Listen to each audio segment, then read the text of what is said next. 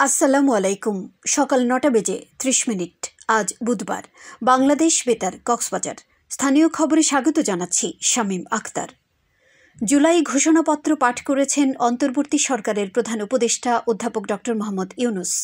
মঙ্গলবার বিকেলে জাতীয় সংসদের দক্ষিণ প্লাজায় আয়োজিত কেন্দ্রীয় অনুষ্ঠান মঞ্চে তিনি এই ঘোষণাপত্র পাঠ করেন। ২০২৪ সালের গণ অভ্যুত্থানের স্মারক দলিল হিসেবে চিহ্নিত হয়েছে এই ঘোষণাপত্র।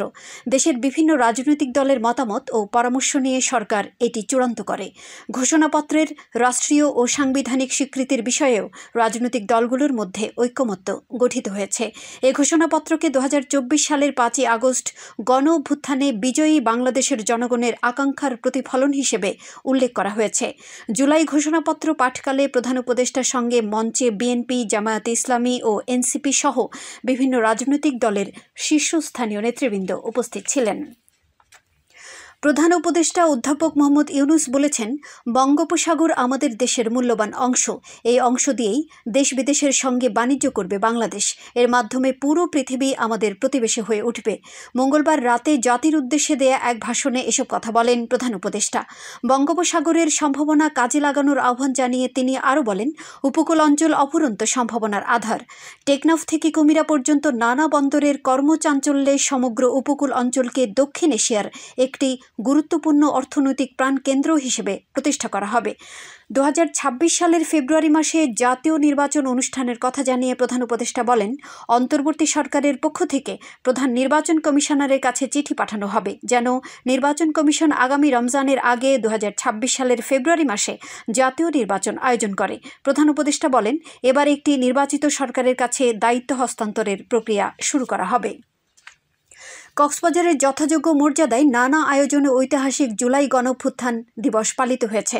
গতকাল দিনভর জেলা প্রশাসন, উপজেলা প্রশাসন সহ বিভিন্ন রাজনৈতিক, সামাজিক ও ধর্মীয় সংগঠনের অংশগ্রহণে শহীদ স্মরণ, আলোচনা সভা, সংবর্ধনা ও বিজয় র্যালিতে মুখর ছিল পুরো জেলা। দিবসটি উপলক্ষে চকরিয়ায় বিএনপি ও সহযোগী সংগঠনের আয়োজনে বিশাল বিজয় মিছিল, শোডাউন ও সমাবেশ অনুষ্ঠিত হয়েছে। গতকাল বিকেলে বিএনপি চকরিয়া উপজেলা ও পৌরসভা কমিটির যৌথ আয়োজনে বিজয় মিছিল বের করা হয়। এতে নেতৃত্ব দেন জেলা বিএনপির সাধারণ সম্পাদক শামীমারা স্বপ্না। জুলাই গণ অভ্যুত্থানের ১ বছর পূর্তিতে বিজয় র্যালি করেছে পেকুয়া উপজেলা বিএনপি। গতকাল আনোয়ারুল উলুম আলিম মাদ্রাসার গেট থেকে র্যালিটি শুরু হয়ে চৌমুহনী ও বাজার এলাকায় এসে শেষ হয়। দিবসের অংশ হিসেবে মহেশখালীতে বিজয় মিছিল করেছে মহেশখালী উপজেলা বিএনপি।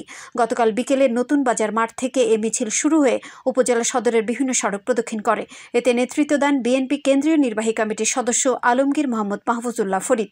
উখিয়ায় জুলাই গণ অভ্যুত্থান দিবস উপলক্ষে বিএনপি ও অঙ্গ সংগঠনের উদ্যোগে গণমিছিল অনুষ্ঠিত হয়েছে।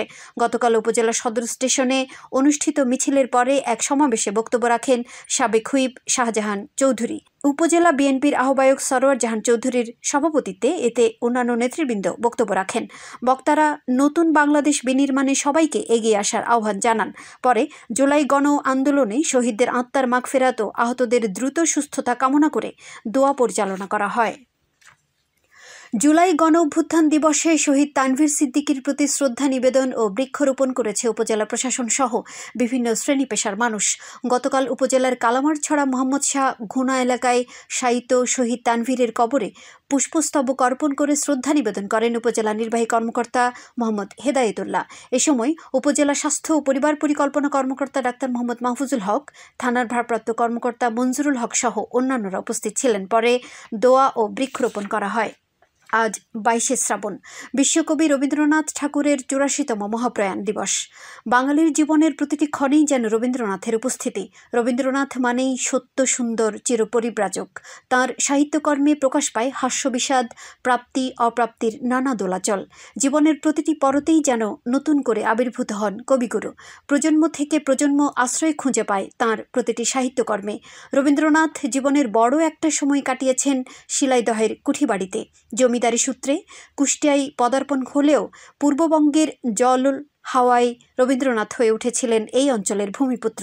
৫২টি কাব্যগ্রন্থে ছন্দ আর গীতিকবিতা হয়েছে মলাটবন্দি। শতাব্দী পেরিয়ে ৩৮টি নাটক, ১৩টি উপন্যাস, ৩৬টি প্রবন্ধ আর ৯৫টি ছোট গল্প সমান জনপ্রিয় বিশ্ব দরবারে।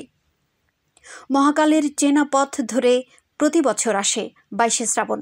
মহাপ্রাণ অনন্ত দিশারি রবি কবি চিরতরে দূরে সরে যাওয়ার দিন স্মরণ করিয়ে দেন তার অমোঘ বাণী আমারে দেব না ভুলিতে।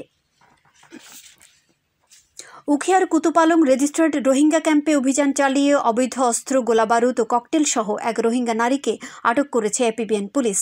আটক নারী একই ক্যাম্পের ব্লকে বসবাসরত এহসানুল হকের স্ত্রী শ্রাবণী ওরফে সাবু। গতকাল সন্ধ্যায় এই অভিযান পরিচালনা করেন 14 আর্ম পুলিশ ব্যাটালিয়নের অধিনায়ক অতিরিক্ত ডিআইজি মোহাম্মদ সিরাজ আমিন। এ ব্যাপারে উখিয়া থানায় অস্ত্র আইনে মামলা দায়ের করা হয়েছে বলে জানিয়েছেন থানার ভারপ্রাপ্ত কর্মকর্তা তদন্ত নাসির উদ্দিন। আবহাওয়া এখন জানিয়ে দিচ্ছি বাঁকখালী নদীর মোহনা ও সংলগ্ন এলাকার সামুদ্রিক জোয়ার ভাটার সময়সূচি। আজ ভাটা শুরু হয়েছে সকাল 8:51, চলবে বিকেল 3:18 পর্যন্ত। সবশেষে পর্যটক বার্তা। পর্যটন নগরী কক্সবাজারে আগত ভ্রমণ পিয়াসুদের সাগরের পানিতে নামার পূর্বে সাবধানতা অবলম্বন করার জন্য অনুরোধ করা হচ্ছে। যারা সাঁতারে দক্ষ নন তাদের পানিতে বেশি দূর যাওয়া উচিত নয়। ভাটার সময় স্রোতের সাগরমুখী টান প্রবল হওয়ায় সাগরের গভীরে ভেসে যাওয়া এমনকি প্রাণহানির আশঙ্কা থাকে।